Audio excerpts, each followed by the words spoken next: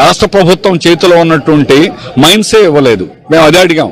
గతంలో ఇచ్చిన మైన్స్ కొత్తగా ఇవ్వక్కర్లా, రెన్యువల్ చేయాలి. అందుకని రెన్యువల్ గర్భంలో మ్యాంగనీస్ రెన్యువల్ చేయాలి. అట్లా క్వాడ్జీ, ఇసుక, ఇది చిన్నవే. ఇదెంత పని? ఇది మీరు ముఖ్యంగా ఐరన్ ఓర్ గురించి చూడండి.